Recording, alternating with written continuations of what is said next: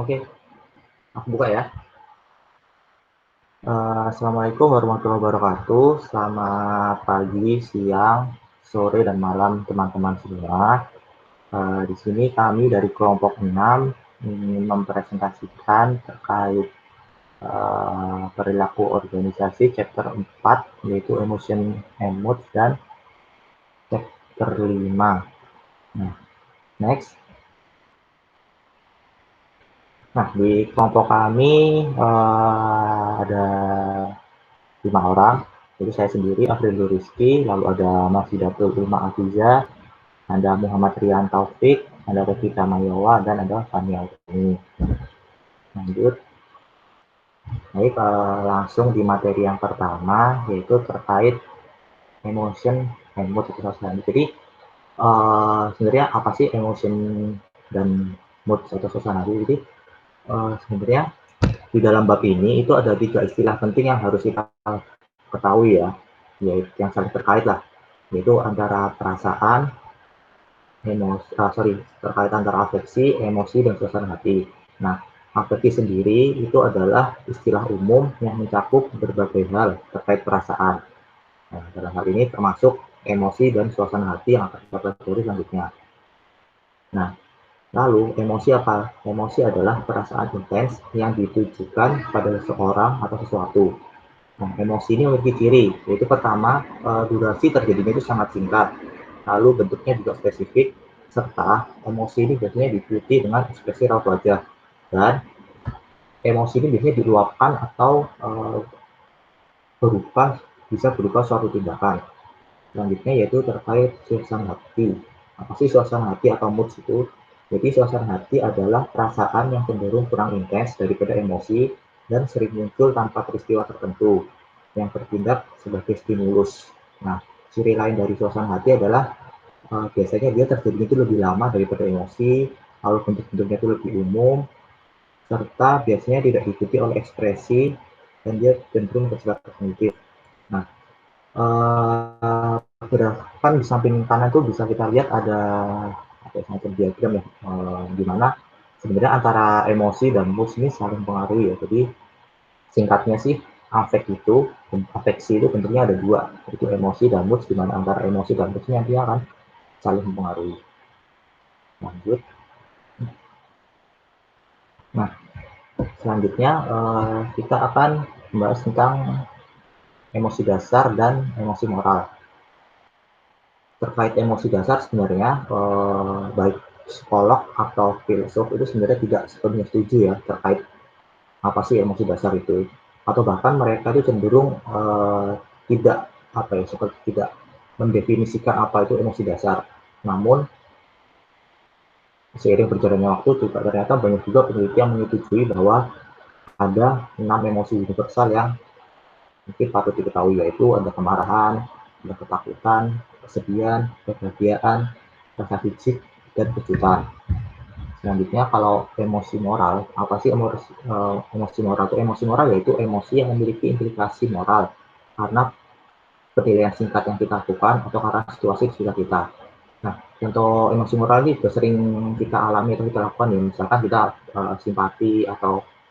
simpati atas penderitaan orang lain, lalu rasa bersalah ketika kita melakukan perbuatan yang kurang baik, ataupun ketika kita marah tentang ketidakadilan atau penghinaan juga bisa menimbulkan atau membangkitkan emosi moral.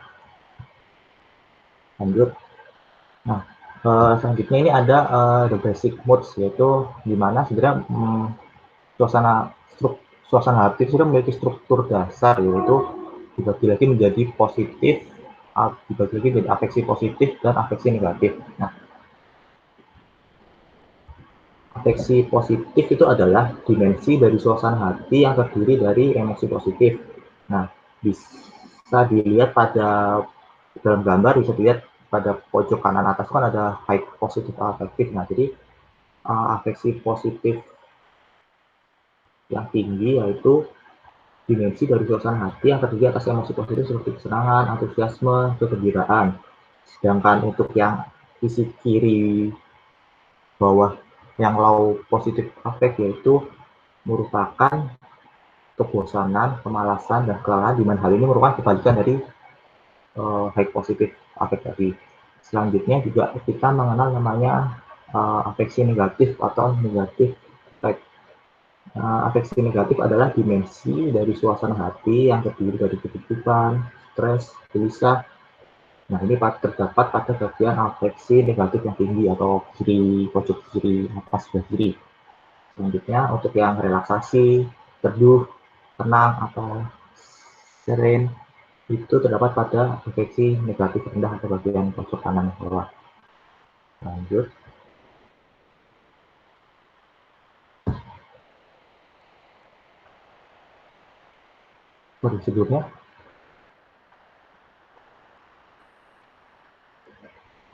Sebelumnya belum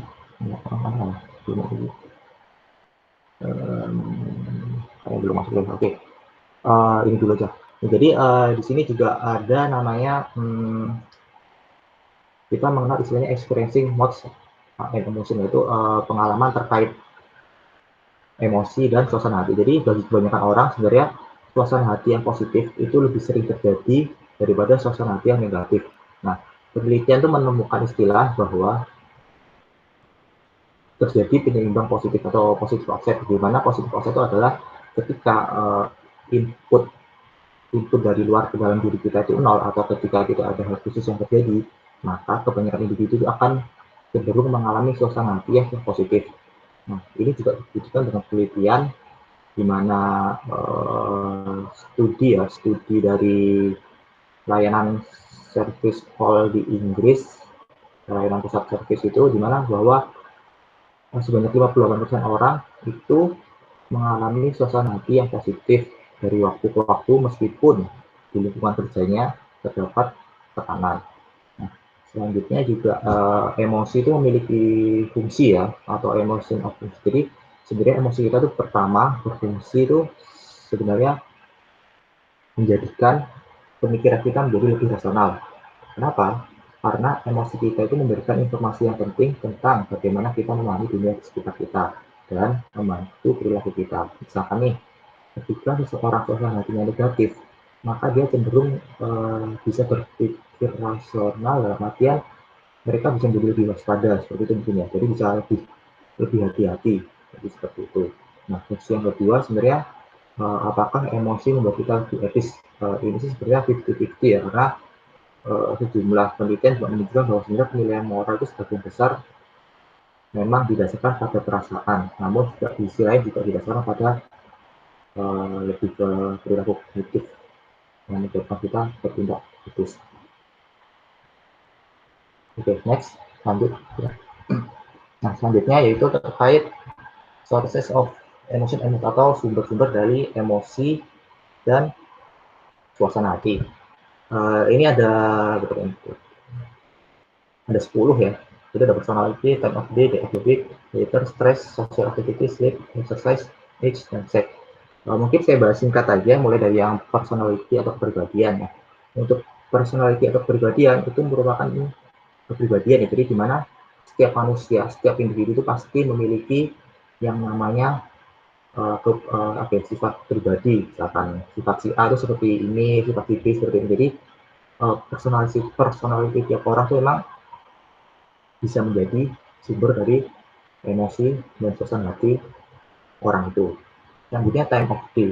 Apa sih time of day itu? Jadi time of day ini lebih kepada hari-hari tertentu atau hari-hari di mana orang itu mungkin akan cenderung lebih bahagia atau bukan lebih bahagia, mungkin lebih memiliki afeksi positif daripada afeksi negatif. Nah, kalau berdasarkan buku yang saya baca sih, berdasarkan penelitian, orang itu memiliki level afeksi positif yang paling tinggi itu ketika pukul 10 pagi sampai tengah hari, di mana mulai tengah hari sampai sore itu level afeksi positifnya stabil, dan mulai selanjutnya yaitu mulai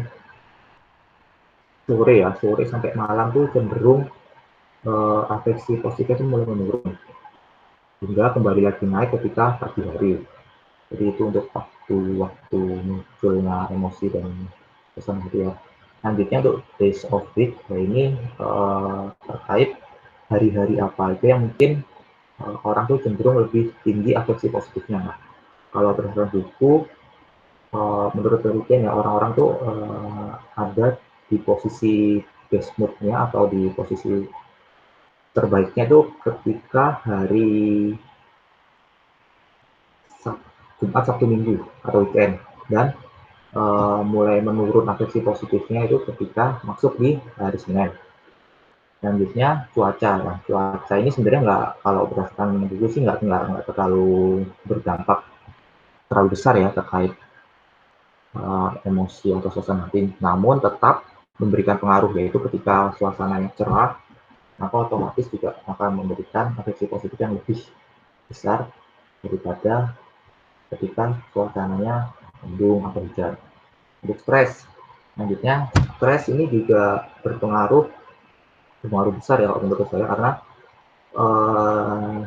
ketika keadaan seorang itu menjadi stres, otomatis dia kan nggak bisa berpikir dengan baik, atau dimana hal ini dapat menimbulkan afeksi negatif yang sangat besar. Oleh karena itu penting bagi kita untuk bisa mengatur tingkat stres kita supaya tidak menimbulkan afeksi negatif yang terlalu besar.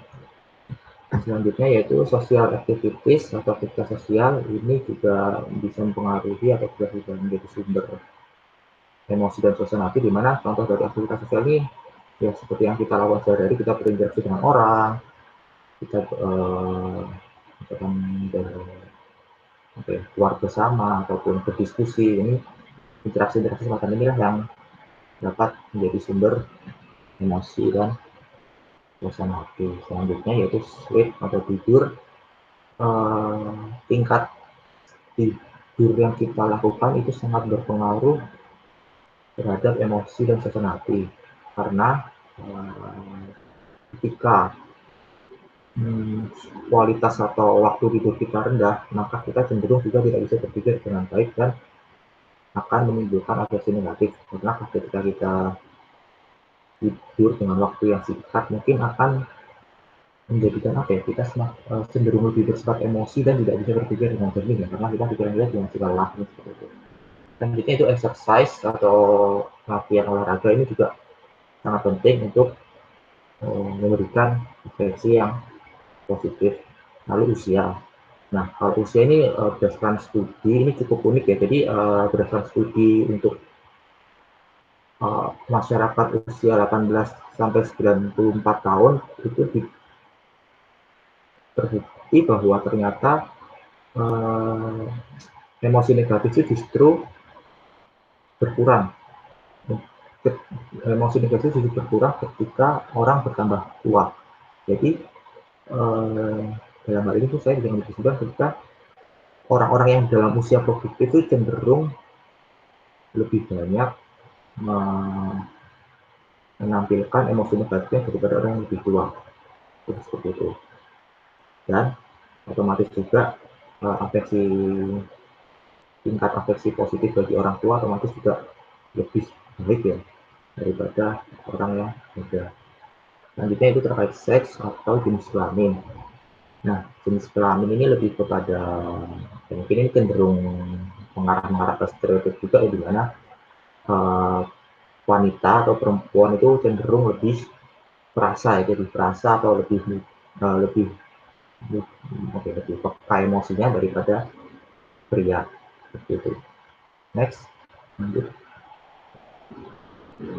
Nah, ini mungkin hanya tambahan aja, jadi terkait ini juga termasuk, jadi ini sudah dijelaskan tadi terkait sumber-sumber emosi, yaitu kalau yang paragraf sebelah kiri itu adalah terkait time of day, jadi waktu-waktu kapan sih afeksi positif itu bisa bertambah. Seperti kita lihat di sebelah kiri kan, kita lihat bahwa Saturday atau hari Sabtu itu yang warna biru yang atas itu semakin meningkat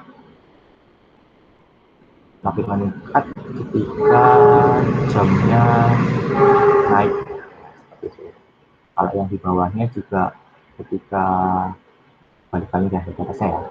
Lalu yang sebelah kanan juga terkait day of week atau hari-hari di mana kira-kira afeksi positif itu meningkat. Di situ bisa dilihat bahwa Sunday itu lebih banyak orang-orang tuh lebih suka ya, hari pernikahan lebih suka. hari Minggu, dan di bawahnya itu ketika hari Senin itu lebih tinggi juga afektif negatifnya. Selanjutnya akan dilanjutkan oleh rekan saya. Silakan. Baik, terima kasih Mas Afrildo untuk teman-teman. Untuk bahasan selanjutnya adalah mengenai emotional labor. Apa sih emotional labor itu? Emotional labor ini adalah perasaan yang harus ditampilkan oleh para pekerja atas tuntutan pekerjaannya dan menyampingkan perasaan ataupun emosi sesungguhnya dari pekerjaan tersebut. Nah, emotional labor ini ada dua, yaitu ada felt emotion dan juga display emotion. Felt emotion itu adalah emosi sesungguhnya dari seseorang. Sedangkan display emotion itu adalah emosi yang harus dipenuhi oleh pekerja atas tuntutan pekerjaan yang ia lakukan. Nah, pekerjaan yang dimaksud itu yang seperti apa? Itu adalah pekerjaan yang menuntut pelayanan prima atau pelayanan yang memuaskan. Contohnya seperti perawat, pegawai sales marketing, pramugari, dan lain-lainnya. Mereka ini harus menampilkan senyum ramah, mempertahankan kontak mata, bersuara lembut, dengan mimik muka yang menyenangkan. Nah, permasalahan justru akan muncul ketika emosi yang dirasakan itu tidak sesuai dengan apa yang seharusnya ditampilkan oleh pekerja itu. Seperti sebenarnya di hari itu dia tuh rasanya ingin marah ataupun kesal. Nah, kesenjangan yang terjadi ini tuh disebut sebagai disonansi emosional. Jika hal tersebut tidak diatasi, justru akan menyebabkan kelelahan emosional. Nah, untuk menyelesaikan permasalahan ini dilakukan dengan dua cara, yaitu deep acting dan juga surface acting. Deep acting itu adalah upaya untuk menampilkan performa terbaik di antara tekanan pekerjaan yang ada dalam kondisi emosi yang tidak menyenangkan. Contohnya, seorang manajer jasa duka, dia harus berempati atas kejadian yang dialami oleh konsumennya. Lalu yang kedua adalah surface acting, yaitu upaya untuk menekan emosi negatif jauh ke dalam diri dan menampilkan emosi palsu untuk memenuhi emosi yang sebenarnya ia rasakan. Contohnya seorang waiters yang dia harus tersenyum saat menyampaikan makanan ataupun minumannya kepada pelanggan. Padahal mungkin di hari tersebut ia tidak ingin seperti itu. Mungkin dia lagi galau, emosi, dan lain sebagainya. Next, Mas. Untuk nextnya adalah terkait affective event theory. Nah, affective event theory ini adalah menggambarkan bagaimana lingkungan kerja dan kejadian sehari-hari seperti kondisi lingkungan, peran, dan juga desain pekerjaan itu menentukan keadaan efektif yang mengarah pada keadaan sikap dan perilaku seseorang yang akan mengarah juga kepada kepuasan kerja. Contohnya adalah seperti model penelitian yang dilakukan oleh Weiss dan juga Kronpanzano, di mana fitur lingkungan kerja dan peristiwa-peristiwa kerja akan menimbulkan reaksi afektif pada seseorang. Reaksi tersebut mempengaruhi sikap kerja dan juga perilaku. Pengaruh lingkungan kerja dan peristiwa kerja ini diperkuat dengan adanya disposisi. Akhirnya, perilaku ini dikelompokkan menjadi dua kategori, yaitu dorongan pengaruh perilaku dan dorongan penilaian perilaku. Untuk dorongan pengaruh perilaku ini akan mengikuti pengaruh dari pengalaman afektif dan tidak dimediasi oleh keseluruhan sikap. Mereka dipengaruhi oleh proses seperti mengatasi atau manajemen mood. Nah, dengan dorongan penilaian perilaku inilah dimediasi oleh kepuasan. Mereka inilah yang akan menjadi konsekuensi dari proses pengambilan keputusan, di mana evaluasi seseorang tentang pekerjaan merupakan bagian dari matriks keputusan. Next-nya, Mas. Untuk selanjutnya adalah emotional intelligence atau EI. Ini adalah kemampuan seseorang untuk menggunakan dan memahami emosi, baik emosi dirinya sendiri ataupun emosi orang lain dengan tujuan untuk meningkatkan kesehatan fisik dan juga mental. Ada 3 hal yang dilakukan orang yang bisa EI ini. Itu adalah persepsi emosi dalam dirinya sendiri dan juga persepsi emosi dalam diri orang lain. Yang kedua adalah memahami arti emosi tersebut. Lalu yang ketiga adalah bagaimana mengatur emosinya. Nah, seseorang dengan EI yang baik itu akan mampu mengontrol emosinya saat marah, peka terhadap perasaan orang, dan lain sebagainya. Terdapat 5 komponen yang terkait dengan EI, yaitu yang pertama adalah self-awareness, di mana dia menyadari perasaan atau keadaan yang sedang orang lain rasakan dan pengaruhnya terhadap orang lain. Yang kedua adalah self-regulation, itu adalah menggunakan kemampuan emosionalnya untuk mengatur emosi yang akan memunculkan reaksi atau perilaku tertentu.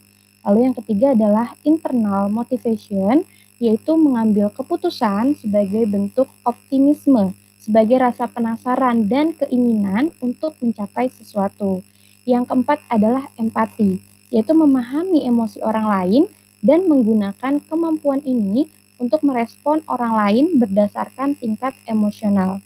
Lalu yang kelima adalah social skills. Ini adalah menggunakan kemampuan emosional untuk membangun hubungan sosial yang kuat dengan sekitar. Untuk materi selanjutnya akan dijelaskan oleh Mas Rian. Silakan Mas. Oke, terima kasih. Kemudian saya akan menjelaskan tentang emotion regulation.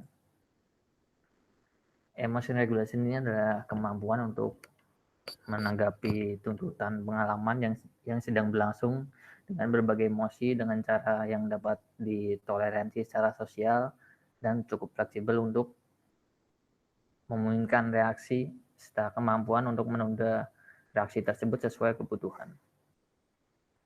Kemudian untuk emotion regulation ini ada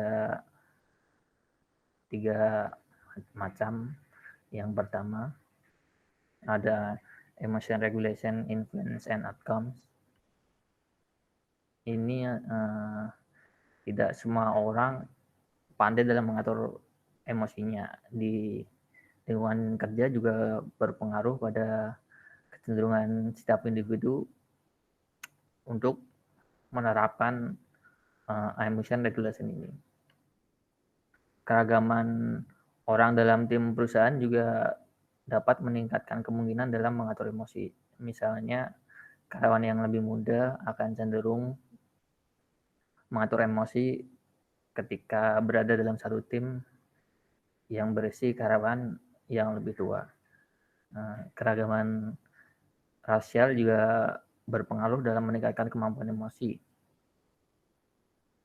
Jika keragaman rendah, maka minoritas akan lebih menyesuaikan diri dengan ras mayoritas sebisa mungkin.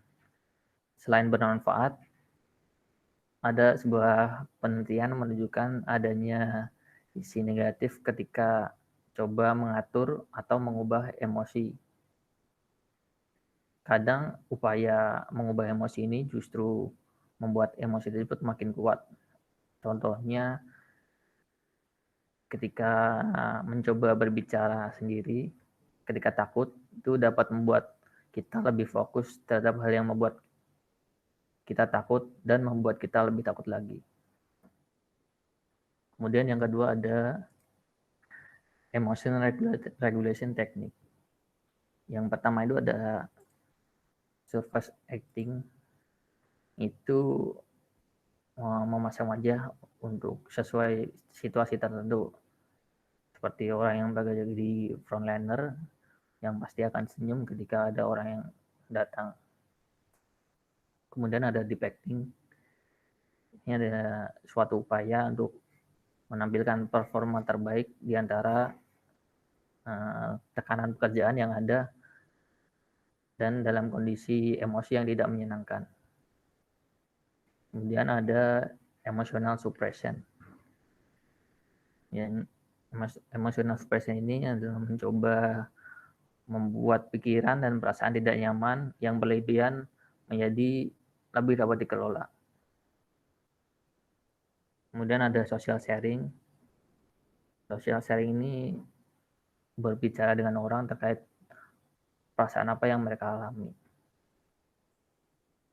Kemudian ada ethic of emotion regulation. Ini masih terdapat pro dan kontra karena beberapa orang berpendapat kalau mengendalikan emosi itu merupakan hal yang tidak etis karena harus melakukan sebuah tindakan tertentu. Kemudian di sisi lainnya lagi ada yang berpendapat bahwa semua emosi harus dikendalikan sehingga dapat mengambil perspektif yang tidak memihak.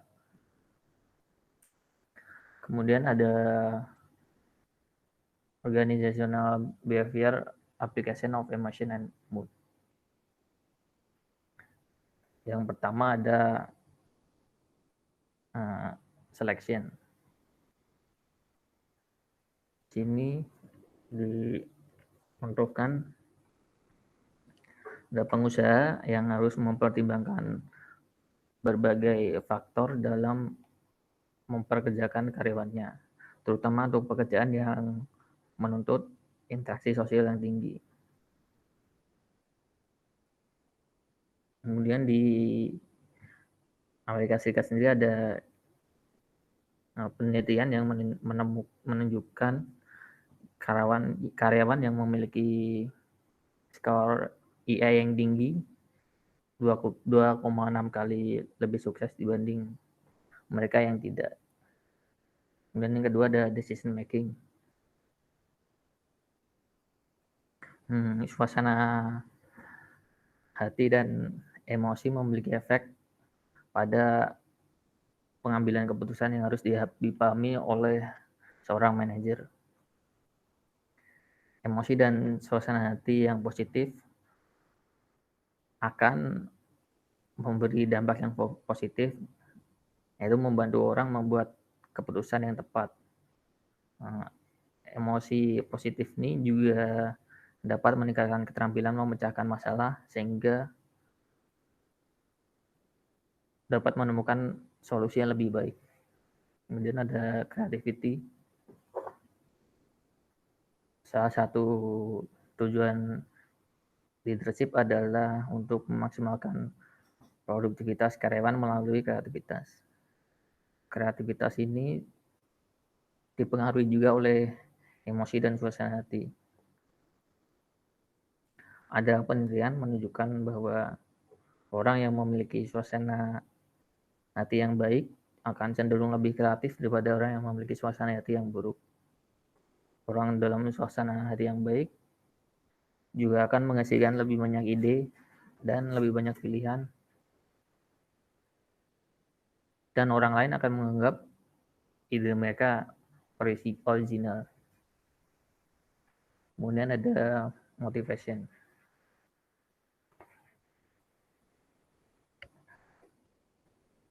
Suasana hati dan emosi ini juga sangat berpengaruh pada emosi.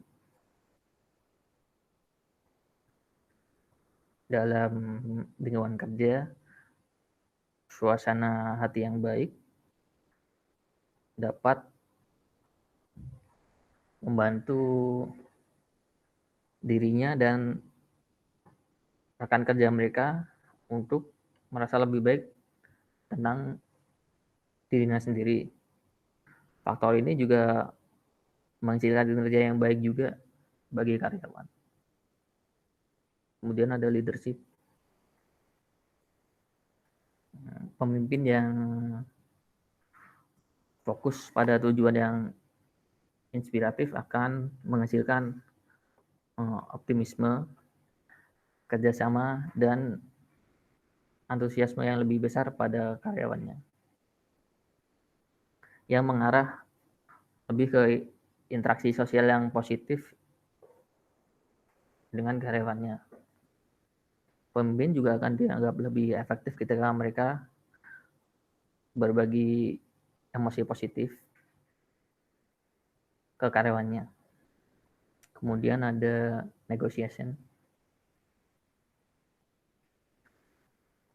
Menggunakan emosi dan suasana hati dapat meningkatkan keterampilan negosiasi. Contohnya ketika ada negosiator yang berpura-pura marah, itu memiliki keunggulan yang lebih dibandingkan lawan. Karena biasanya lawan akan menyimpulkan bahwa negosiator tersebut telah mengakui semua yang dia bisa dan kemudian dianggap udah menyerah. Kemudian ada job attitude.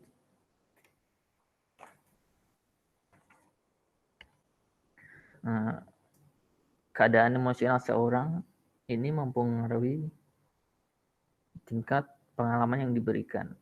Misalnya seorang lagi berada dalam keadaan emosional yang buruk, pasti pelayanan yang diberikan akan buruk juga. begitu juga sebaliknya. Kemudian ada design workplace behavior.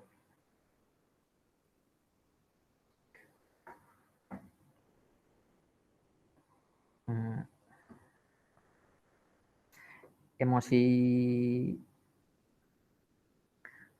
yang negatif dapat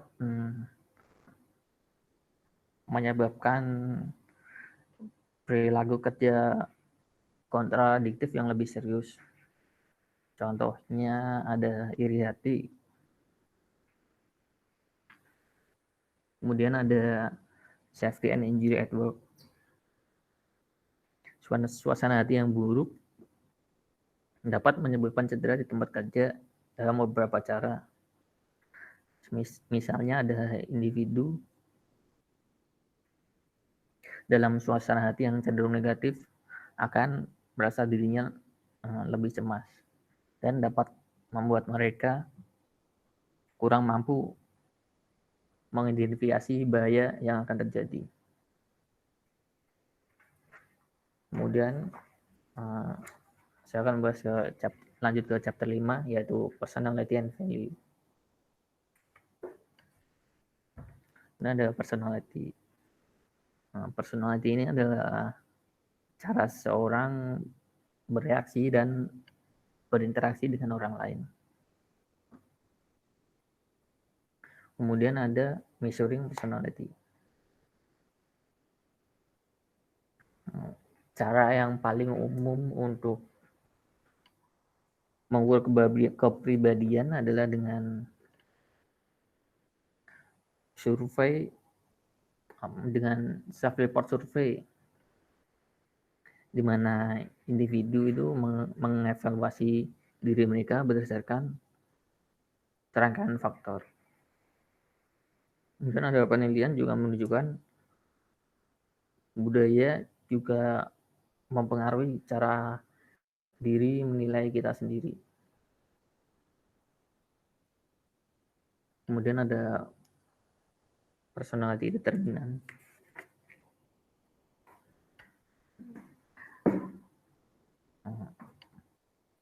Penentu kepribadian ini ada dua kalau menurut buku, yaitu ada dari lingkungan dan keturunan.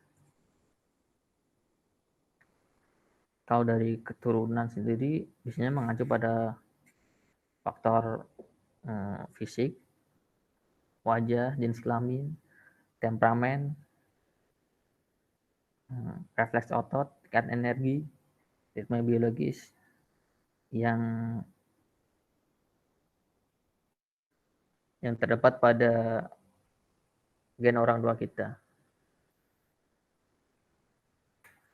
Kemudian ada personality framework, akan dijelaskan oleh Fania.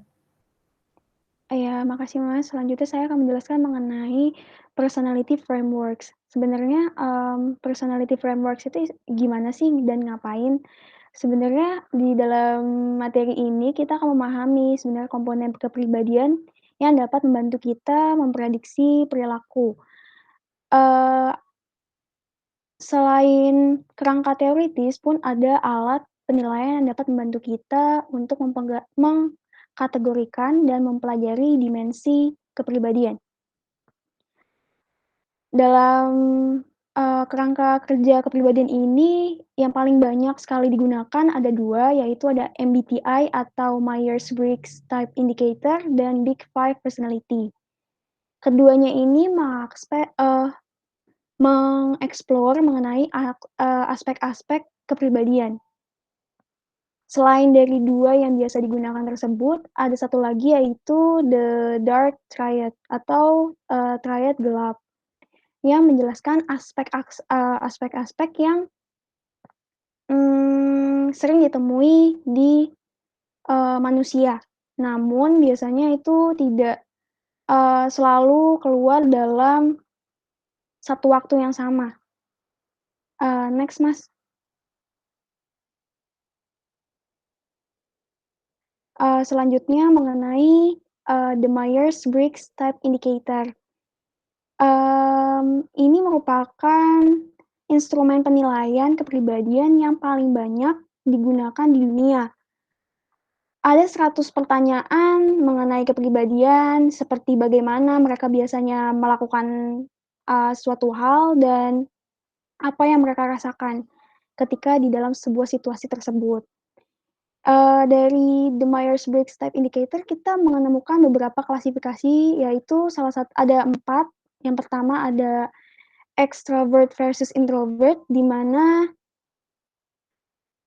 orang yang individu yang ekstrovert itu bersifat, orangnya supel, terus mudah bergaul, dan dia biasanya, tegas juga, dan dia merupakan seseorang yang, bisa, dikatakan populer gitu. Sedangkan di lawannya ekstrovert itu ada introvert, di mana orang tersebut orangnya, tadi shy dan quiet atau pendiam dan pemalu. Lalu di sini kita melanjutkan ada sensing versus intuitive, di mana, seseorang yang masuk ke dalam sensing ini biasanya dia lebih menyukai rutinitas, sesuatu yang teratur dan terstruktur, dan mereka tuh berfokus dan bergantung, hanya kepada struktur tersebut gitu. Sedangkan dengan orang yang intuitif itu lebih kepada orang yang berpikir mengenai berdasarkan intuisi atau bisikan hati. Jadi dia apa-apa ngelakuin suatu hal itu berdasarkan gerakan hati. Lalu ada thinking versus feeling, di mana tipe thinking ini atau pemikir mengandalkan, pemikiran atau pengambilan keputusan berdasarkan dari otak atau logika. Sedangkan untuk tipe feeling ini, dia mengambil keputusan serta, misalkan memberikan suatu pendapat berdasarkan nilai dari hati atau emosi pribadi, dari perasaan. Lalu ada judging versus perceiving, di mana tipe judging ini lebih ke, menginginkan kontrol, terus lebih menyukai keteraturan, sedangkan perceiving itu lebih fleksibel dan dia, kalau seperti misalkan contohnya mengambil sebuah pendapat gitu, mau mengemukakan pendapat.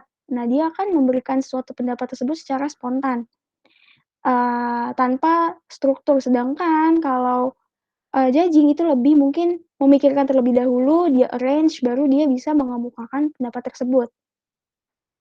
Dari MBTI ini kita bisa mendescribe nih personality atau kepribadian, tipe-tipe kepribadian dalam 4 macam ini yang digabungkan menjadi satu, tapi kita ambil masing-masing satu dari klasifikasi tersebut. Sebagai contoh misalkan INTJ atau introvert, intuitive, thinking, and judging, di mana orang sini tuh lebih ke visionaris ke depan, berpikiran ke depan, dan dia, mempunyai dorongan hebat dalam dirinya sendiri. Tipikal orang ini biasanya lebih kepada orangnya skeptis, terus kritikal atau kritis, dia lebih biasanya kalau berpikir itu atau mengemukakan pendapat, dia akan lebih analyze dan lebih kritis, yang biasanya orang lain itu nggak berpikir ke situ, dia bisa berpikir lebih ke situ, gitu. Lalu juga seperti contohnya INFJ.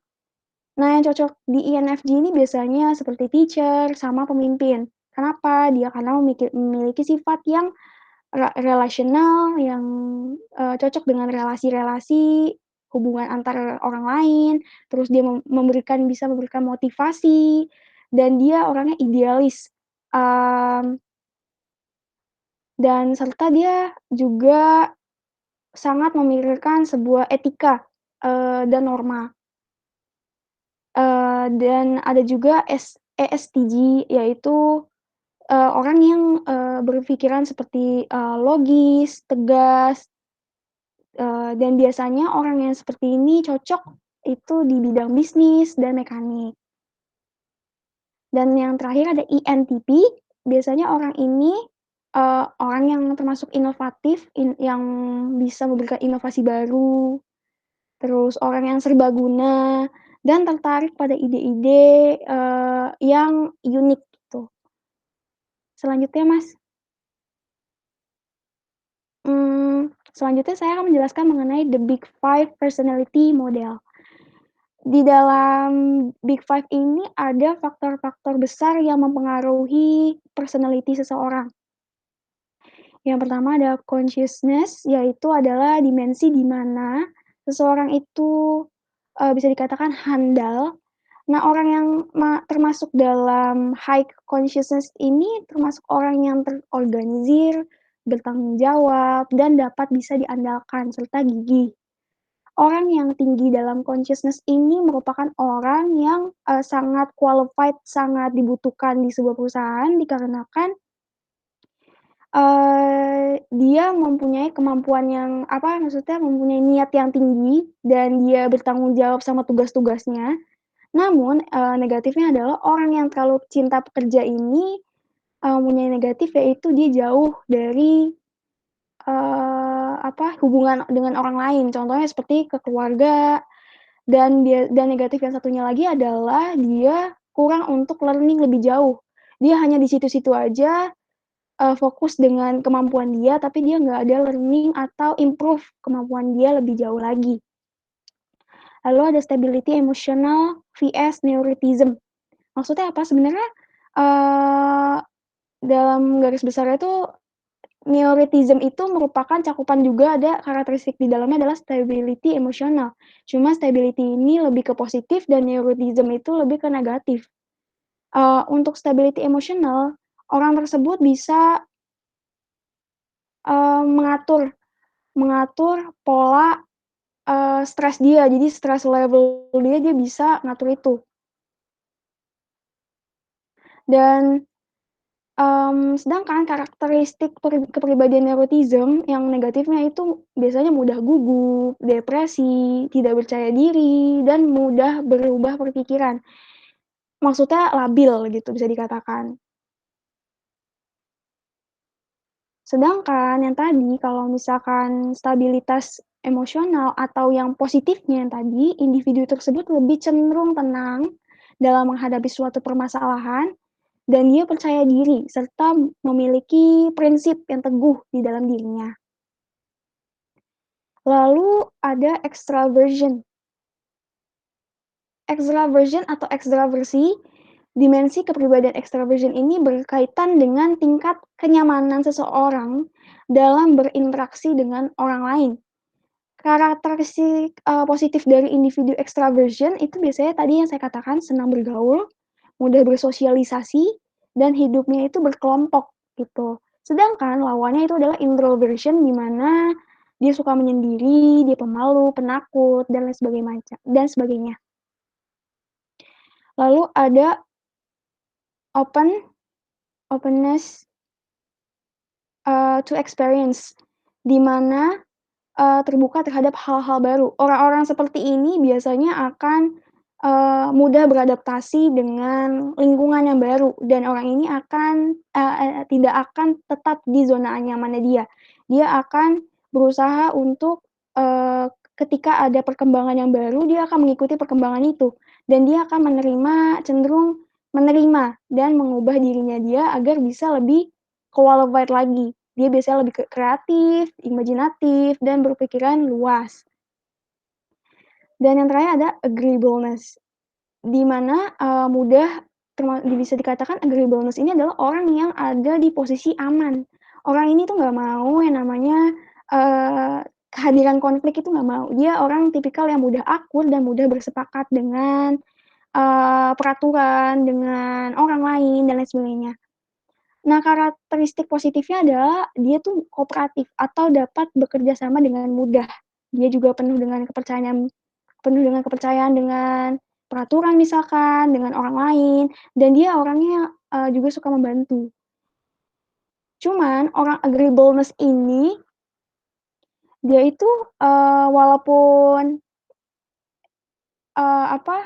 dia suka seperti tadi tuh yang dia selalu iya-iya aja atau mudah akur atau mudah bersepakat, terkadang orang seperti ini, justru, bisa juga dikerjain sama orang yang mungkin, ingin berniat jahat dengan dia gitu, karena dia terlalu akur gitu, atau terlalu baik, bersifat baik gitu. kooperatif, dan lain segala macamnya. Selanjutnya, Mas.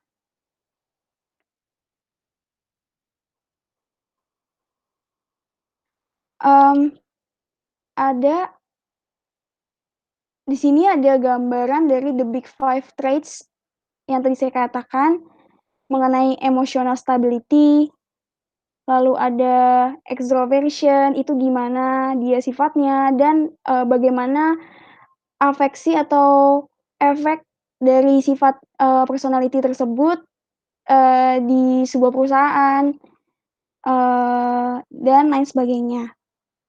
Selanjutnya, Mas. Selanjutnya saya akan menjelaskan mengenai dark triad. Di sini merupakan ciri-ciri kepribadian negatif dari seseorang. Yaitu ada salah satu ada 3, ada Machiavellianisme, narsisme, dan psikopat. Untuk narsisme sebenarnya itu apa? Narsisme adalah untuk menggambarkan bahwa bahwa seseorang itu terobsesi dengan dirinya sendiri dan merasa bahwa dirinya itu yang paling unik, berbakat, dan lebih unggul dari orang lain. Sedangkan untuk psikopat itu menggambarkan bahwa seseorang itu kurang empati dan suka mencari resiko. Lalu ada Machiavellianisme, di mana mengacu pada seseorang yang suka menipu, licik, dan penjilat. Selanjutnya, Mas. Selanjutnya saya akan menjelaskan mengenai other personality attributes relevant to OB atau organizational behavior. Di sini saya akan menjelaskan mengenai yang pertama itu core self evaluation atau evaluasi diri, di mana kesimpulannya itu adalah ini mendasar pada yang dimiliki seseorang individu mengenai kemampuan, kompetensi dasar seorang individu, dan bagaimana nilai mereka terhadap diri mereka sendiri gitu. Nah, orang-orang yang memiliki CSE positif menyukai diri mereka sendiri biasanya dan melihat diri mereka bahwa diri mereka itu efektif dan serta dapat mengontrol lingkungannya seperti apa. Sedangkan untuk orang yang CSE negatif, dia tidak menyukai diri mereka sendiri dan mereka melihat diri mereka sendiri itu orang yang berdaya atau tidak punya kemampuan seperti itu. Lalu di sini ada self monitoring, di mana kita harus melakukan pengawasan diri sendiri. Bukti untuk melakukan pengawasannya tersebut misalkan contohnya kayak seseorang memperhatikan perilaku pekerja lainnya di kantor dia, di bagian divisi dia. Dia harus bisa beradaptasi dan mengikuti perilaku yang dilakukan pekerja lainnya, agar dia bisa masuk ke dalam lingkup pekerja tersebut. Itu merupakan bentuk dari self monitoring, pembaruan untuk diri dia sendiri, dan dia perlu mengadaptasi dirinya sendiri di lingkungan barunya. Lalu yang terakhir ada proactive personality atau kepribadian proaktif, di mana kepribadiannya ini di mana seseorang dapat mengambil inisiatif atau kesadaran diri untuk memperbaiki dirinya dan untuk menciptakan pribadi yang baru. Jadi dia bisa berinisiatif, misalkan contohnya dalam bekerja, dia ketika pekerjaannya sudah selesai, dia berinisiatif untuk menanyakan kepada atasan apa yang harus saya kerjakan lagi dan lain sebagainya. Selanjutnya, Mas. Nah, sekarang saya menjelaskan mengenai situation strength and trait activation theory. Di sini mengusulkan bahwa sebelumnya saya akan menjelaskan mengenai situation strength theory terlebih dahulu. Di sini mengusulkan bahwa cara kepribadian diterjemahkan ke dalam perilaku tergantung pada kekuatan situasi. Yang sebenarnya dimaksud adalah ketentuan situasi ini mengacu pada norma, isyarat, dan standar penentuan perilaku yang sesuai. Nah, kekuatan situasinya ini sebenarnya ada dibagi menjadi 4 elemen. Yang pertama adalah kejelasan. Sejauh mana sih isyarat tentang tugas dan tanggung jawab pekerjaan tersebut yang tersedia dan dengan jelas. Nah, contohnya misalkan pekerjaan dengan kejelasan yang tinggi itu seperti tugas kebersihan. Dia jelas untuk memang mempunyai tugas untuk kebersihan, sedangkan untuk pekerjaan yang bisa dibandingkan yaitu adalah pekerjaan pengasuh. Kalau pekerjaan pengasuh itu terkadang mungkin seorang keluarga gitu akan meminta si pengasuh itu untuk mengasuh anaknya dia saja, tapi ketika ada di situasi di mana keluarga tersebut pergi, pengasuh itu akan bisa juga disuruh untuk mengasuh sepupunya mungkin, karena mungkin pada hari itu sepupunya dan anaknya juga ikut pergi pada saat itu. Nah, bisa dikatakan pekerjaannya itu lebih jelas di tugas kebersihan. Lalu yang kedua, ada konsistensi, di mana sejauh mana sih syarat mengenai tugas dan tanggung jawab kerja berhubungan satu sama lain. Sebagai contoh misalkan perawat di perawatan ICU memiliki konsistensi yang lebih dibandingkan pekerjaan manajer. Lalu ada kendala atau bisa dikatakan di situ sebagai constraint. Nah, di sini constraint tuh maksudnya apa? Batasan atau luasnya kebebasan individu untuk membuat keputusan. Biasanya dibatasi oleh pekerja yang levelnya di atas dibandingkan pekerja tersebut gitu. Lalu ada konsekuensi atau consequences, di mana sejauh mana keputusan tindakan memiliki efek penting bagi sebuah perusahaan, juga klien dan anggotanya. Selanjutnya saya akan menjelaskan mengenai Trait Activation Theory. Sebuah teori ini memprediksi bahwa beberapa situasi, peristiwa, maupun pengaruh itu mengaktifkan suatu sifat lebih dari yang lain. Dan dengan menggunakan TAT, kita dapat melihat pekerjaan mana sih yang sesuai dengan kepribadian kita. Sebagai contoh, misalkan di situ ada rencana kompensasi berbasis komisi yang biasanya akan lebih membuat tertarik bagi orang yang masuk kepribadian ekstrovert dibandingkan yang berkepribadian terbuka, open.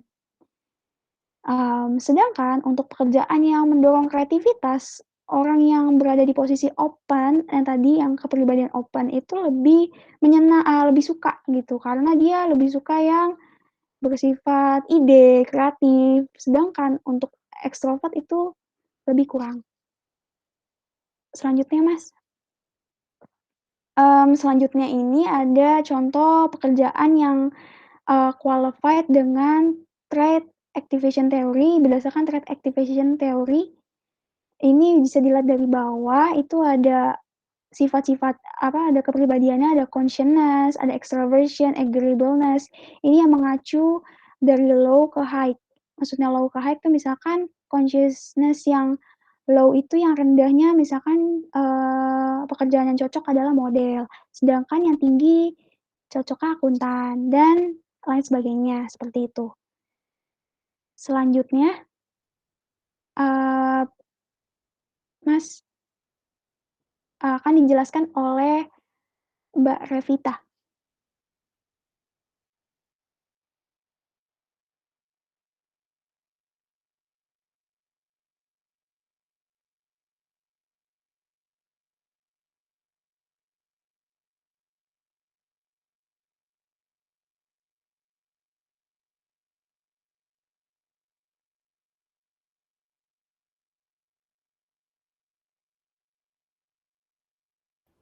Selanjutnya,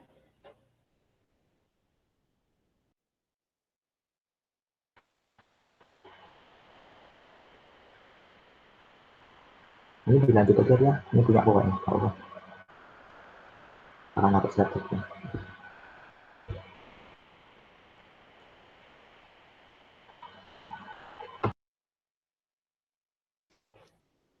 selanjutnya saya akan menjelaskan terkait dengan values.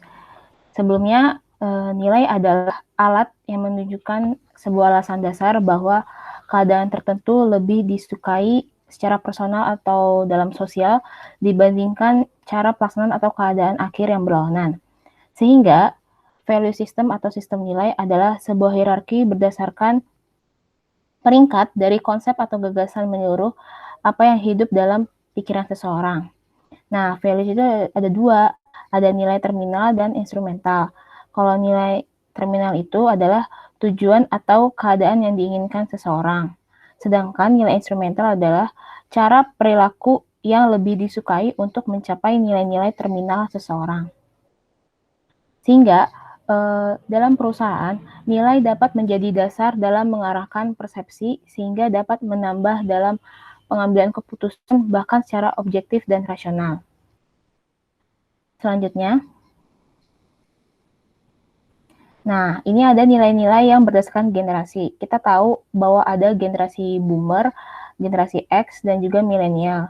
Nah, kalau kita lihat di sini boomer itu adalah orang-orang yang masuk ke dalam dunia kerja itu tahun 1995 sampai 1985. Atau umurnya sekarang itu umur 50 tahun sampai 70 tahun. Nah, bagaimana dengan nilai kerja yang dominan bagi mereka? Mungkin kita sudah tahu ya, dan kita sudah merasakan sendiri, seperti mereka itu lebih condong ke kesuksesan, pencapaian, ambisi, bahkan kesetiaan dalam berkarir. Sedangkan untuk generasi X yang mana mereka masuk kerja dalam rentang tahun 1985 sampai 2000 atau umurnya itu sekitar 30-an sampai 50, lebih condong ke work-life balance, lebih team oriented, dan tidak terlalu menyukai aturan, serta setia kepada hubungan dengan orang lain. Nah, kalau milenial atau generasi kita, yang mana masuk ke dalam dunia kerja pada tahun 2000 hingga sekarang, sehingga umurnya itu mungkin 20-an sampai 30,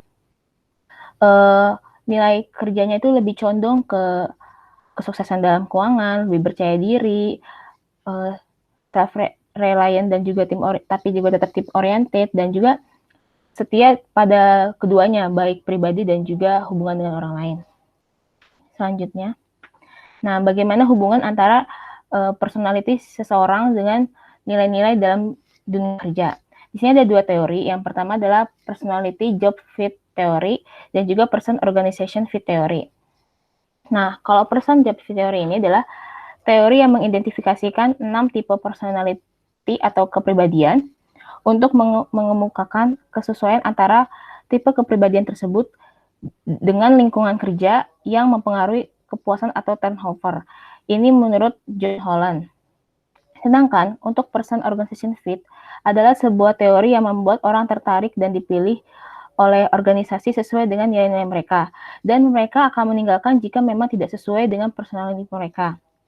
Nah, selain ada dua ini, ada juga person group fit dan juga person supervisor fit. Selanjutnya, di sini ada nilai-nilai budaya. Nilai-nilai budaya yang pertama ini ada oleh Hofstede Framework. Ini dibuat oleh Geert Hofstede tahun 1970-an. Beliau mensurvei sekitar 116.000 pegawai IBM dari 40 negara. Nah, faktor-faktor dari yang digunakan oleh Hofstede Framework ini ada 8. Yang pertama adalah power distance. Power distance adalah sejauh mana pegawai menerima kekuasaan dalam institusi yang tidak didistribusikan secara dengan merata. Sedangkan individualism, yaitu adalah sejauh mana orang lebih suka bertindak sebagai individu daripada sebagai anggota kelompok. Yang ketiga ada collectivism.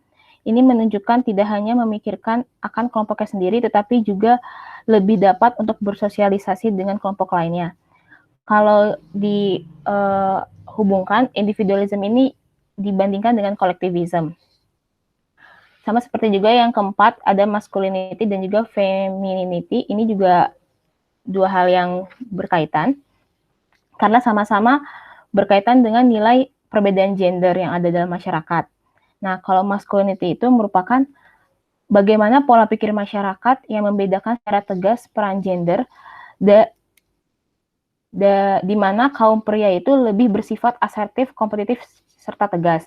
Sedangkan kalau femininity itu pola pikir masyarakat yang tidak tegas membedakan peran masing-masing gender, di mana baik pria maupun wanita dituntut untuk lebih kompetitif. Bahkan harusnya tuh pria dan wanita tuh juga kooperatif. Nah, yang selanjutnya ada uncertainty avoidance. Ini berkaitan dengan ketidakpastian dan ambiguitas yang bagaimana mereka beradaptasi terhadap perubahan yang terjadi. Jadi misalnya bagaimana manusia itu bereaksi ketika terjadinya ketidakpastian. Nah, yang nomor 7 dan nomor 8 ini juga berkaitan, yaitu ada long term orientation dan juga short term orientation. Nah, kalau long term orientation itu adalah orang-orang yang lebih mementingkan masa depan mereka dan mendorong nilai-nilai pragmatis. Jadi kayak lebih condong ke masa depan, seperti penghargaan, ketekunan, tabungan, gitu. Sedangkan kalau short term orientation itu lebih mementingkan nilai-nilai yang dipromosikan terkait dengan masa lalu dan sekarang, seperti menghormati tradisi dan juga kestabilan. Nah, selain Hofstede ini sebenarnya juga ada framework lain, yaitu dari GLOBE atau Global Leadership and Organization Behavior Effectiveness. Sebenarnya mirip-mirip dengan Hofstede framework, sehingga keduanya itu bisa saling berkaitan. Jadi GLOBE ini juga menguji apa yang dilaksanakan oleh Hofstede gitu. Sekian dari kelompok kami. Jika ada pertanyaan nanti di pertemuan, silakan ditanyakan. Sekian, mohon maaf jika ada kesalahan dalam berucap dan perkataan. Wassalamualaikum warahmatullahi wabarakatuh. Waalaikumsalam warahmatullahi wabarakatuh.